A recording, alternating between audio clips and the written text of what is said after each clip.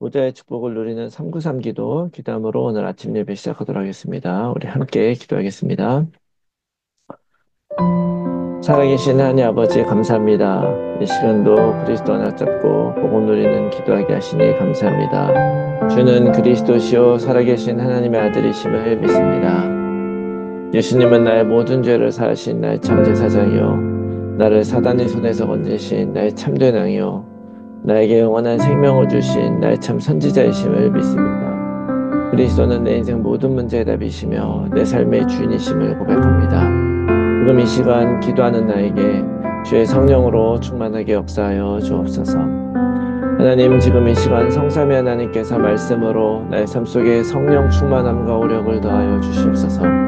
말씀을 선포하시는 성부 하나님, 그 구원의 말씀을 성취하시는 성자 그리스도 예수님, 말씀으로 나와 함께 하시는 성령 하나님이 영력, 지력, 체력, 경제력, 인력으로 충만하게 하사 237 나라 5천 종족을 살리게 하옵소서. 하나님, 지금 이 시간 기도를 통하여 보좌의 축복 9가지가 나에게 세팅되게 하여 주시옵소서.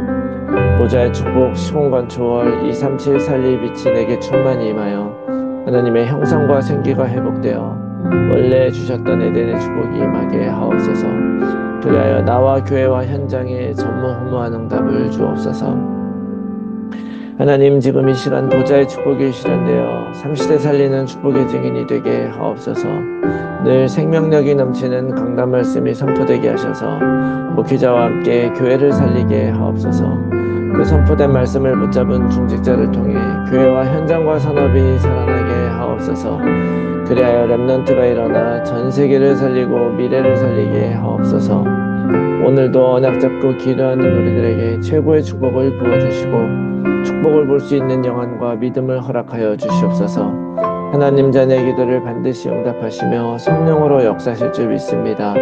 이 모든 말씀을 예수 그리스도의 이름으로 기도합니다. 아멘. 우리 찬송가 141장 우리 함께 찬송하겠습니다. 141장입니다.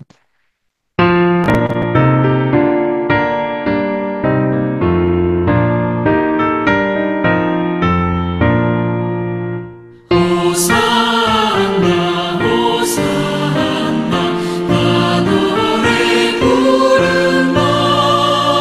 수많은 아이들이 즐거운 노래로 그 품에 안으시고 복 주신 주님께 온몸과 마음 들여 주 찬양합니다.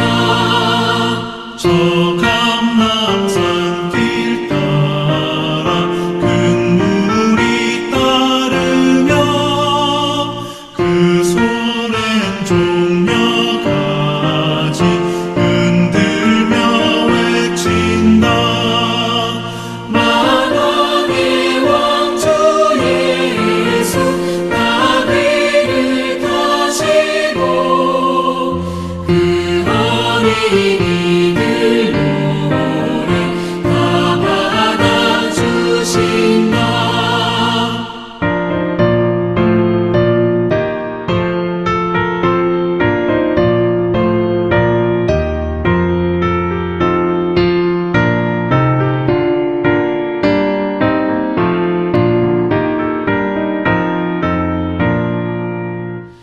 호산나 그의 노래 우리도 부르자. 주 예수 우리 구주 우리의 전능왕 온몸과 마음 다해 목소리 높여서 영원히 기쁜 노래 주 앞에 드리자.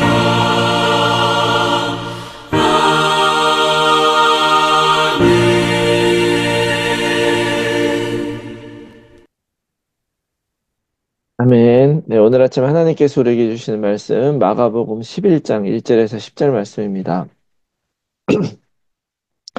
마가복음 11장 1절에 10절 말씀 제가 읽겠습니다. 그들이 예루살렘에 가까이 와서 감람산 벳바게와 베다니에 이르렀을 때에 예수께서 제자 중 둘을 보내시며 이르시되 너희는 맞은편 마을로 가라. 그리로 들어가면 곧 아직 아무도 타보지 않은 나귀 새끼가 매여 있는 것을 보리니 불어 끌고 오라. 만일 누가 너희에게 왜 이렇게 하느냐 묻거든 주가 쓰시겠다 하라.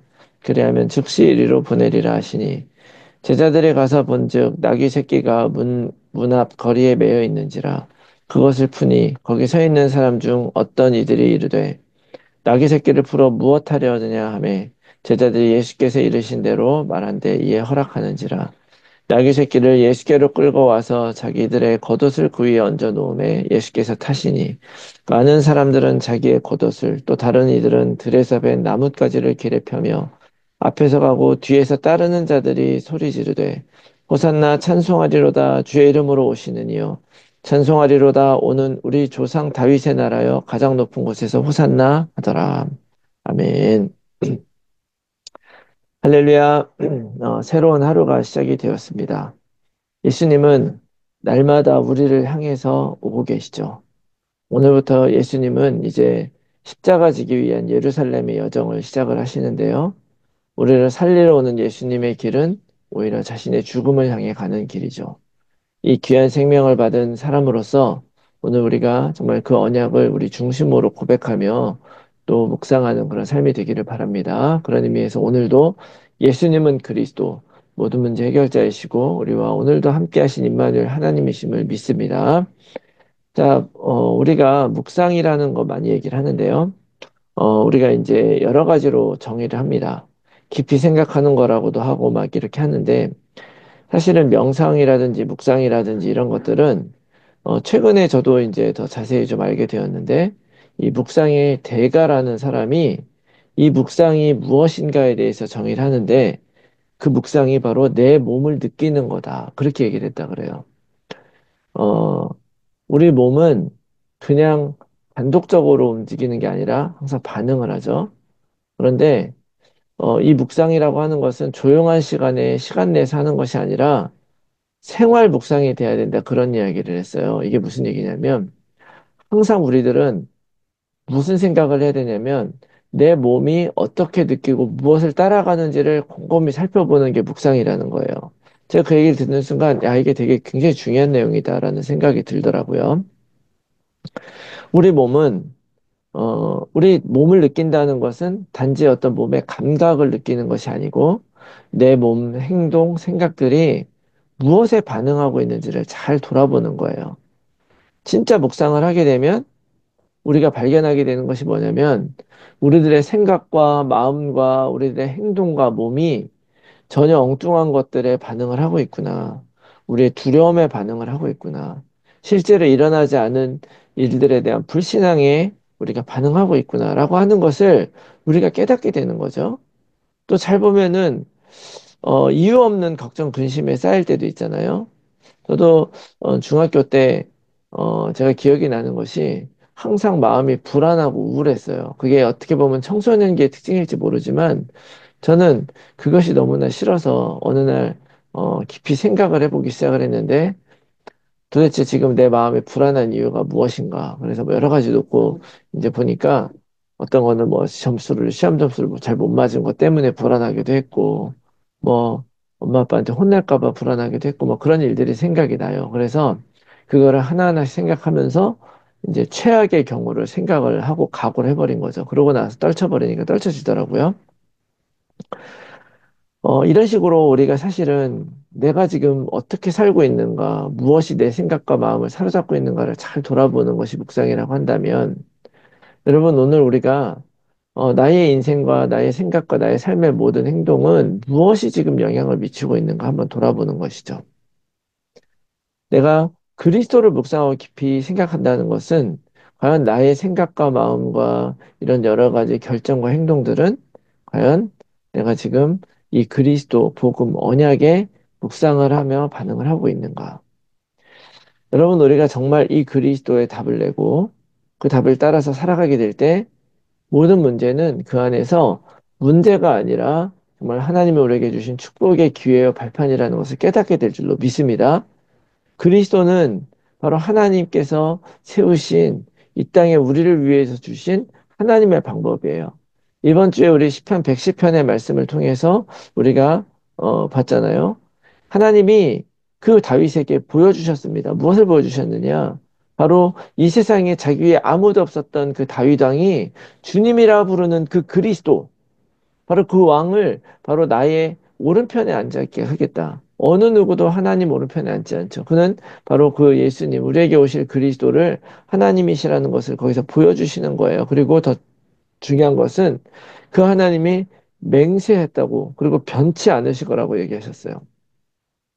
그 그리스도의 그 발 아래 모든 원수들을 다 무릎 꿇게 하시고, 그 사단 권세 세상의 모든 왕들을 무릎 꿇게 하시고, 그것을 다스리시며 우리에게 생명수를 먹이시는 그 하나님, 바로 그 하나님이신 분이 우리에게 오신 그 그리스도를 통해서 이 일을 이루시겠다고 약속을 해주신 거죠. 어떻게 예수님 당시에 있는 사람들이 예수님을 그리스도로 고백하고 하나님의 아들이라고 믿을 수가 있었겠습니까?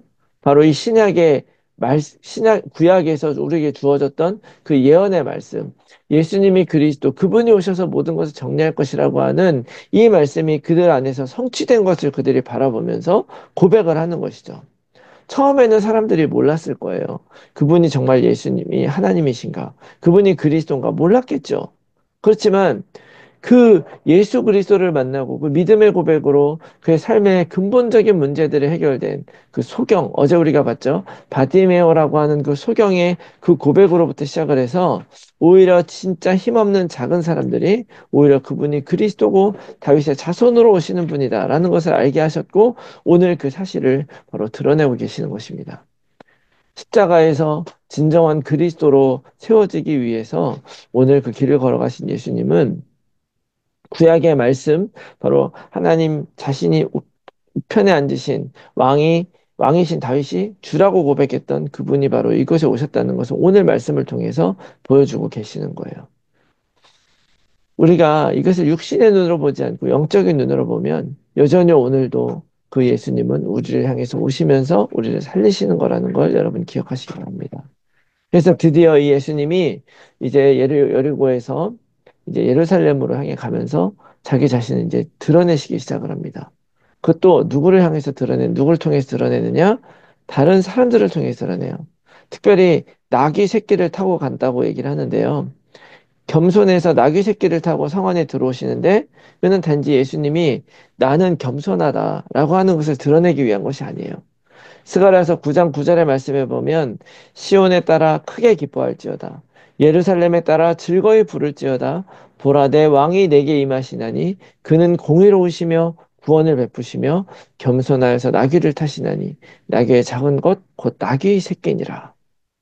이미 그 예수님은 오셔서 나귀 새끼를 타고 그 예루살렘으로 들어갈 것이 이미 구약의 스가랴 선지자를 통해서 예언이 되었었던 내용인 거예요. 다시 말하면 예수님은 내가 이렇게라도 뭔가 쇼업, 사람들에게 보여주려고 하는 것이 아니고 바로 하나님의 말씀은 성취되어 간다는 것을 보고 가시는 거예요.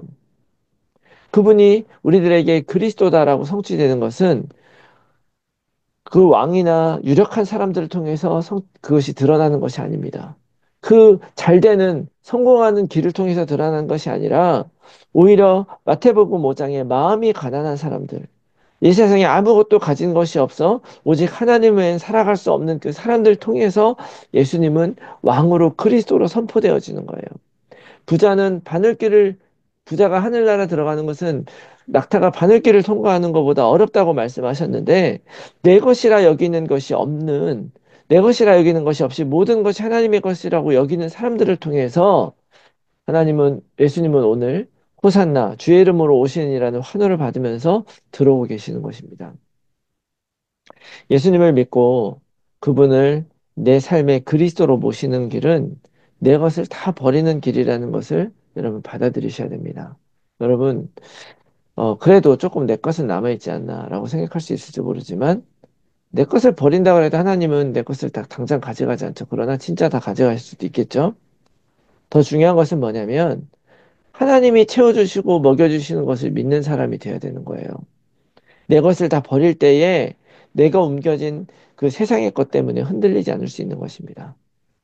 내 것을 다 버릴 때에 우리는 비로소 내 자신을 다 하나님께 드릴 수가 있는 것이죠. 예수님은 나귀를 타고 예루살렘에 입성을 하면서 우리들에게 오고 계시는 거예요. 예수님은 자기가 가는 길을 알고 계셨다고 성경이 얘기를 하고 있죠. 그렇지만 그분은 그것이 죽음의 길이고 십자가의 길이지만 동시에 하나님의 뜻과 하나님의 계획이 이루어지는 길이라는 것을 그분은 알고 계셨기 때문에 묵묵하게 그 길을 걸어가신 것입니다. 그리고 그 길을 하나님만을 믿고 신뢰하며 걸어갔었던 그 길. 그래서 그분은 우리들에게 구원을 선물로 주시고 부활하셔서 우리에게 진짜 그리스도가 되어 주신 것이죠. 여러분 12월이고 이제 곧 성탄절을 우리가 맞이하게 되는데요. 12월 25일은 진짜로 예수님이 태어난 생일이 아니에요. 그날이 정해진 데에는 역사적인 배경이 있습니다. 그렇지만 하나님의 아들이 우리에게 오셨다는 것을 기억하는 날이 필요해서 그날로 정한 거죠. 우리에게도 생일을 기억하는 이유는 무엇입니까? 내 인생이 어떻게 시작이 되었고 무엇을 위해 살아가야 되는지를 기억하는 날이 바로 생일인 거예요. 예수님이 성탄절에 실제로 태어났느냐 안 태어났느냐가 중요한 것이 아니라 해마다 예수님은 우리들 삶에 계속 들어오시는 거예요. 계속 들어오시고 예루살렘에 들어가시는 것처럼 우리들에게 다가오십니다.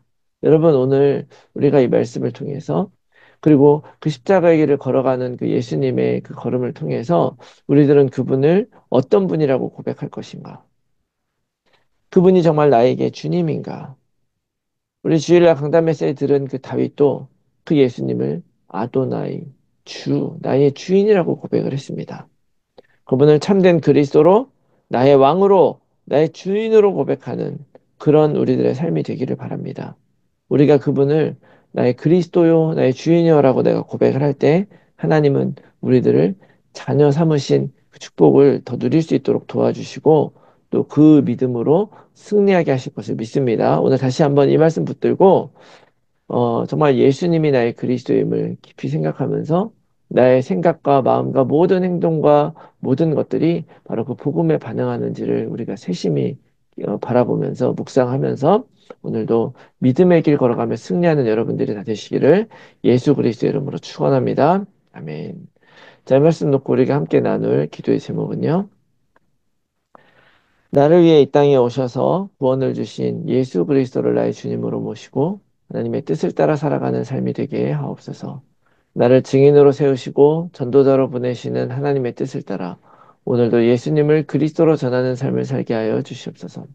모든 성도들의 삶의 현장에서 말씀 운동에 결실을 맺는 전도자로 살게 하여 주시옵소서. 우리의 자녀들을 오직 그리스도로 살게 하시고 237 7327 지도자로 살아가게 하여 주시옵소서. 불신자 자녀 또는 가족들이 복음 안에 들어올 수 있도록 성령께서 역사하시고 하나님의 시간표가 이를 때까지 오직 약속 붙들고 기도하게 하여 주시옵소서. 몸이 아픈 분들이 영육간에 치유되어 힐링의 증인이 되게 하여 주시옵소서. 제123 알르티시 운동 안에서 영원한 응답을 받고 영적 유산을 후대에 남기는 삶이 되게 하옵소서.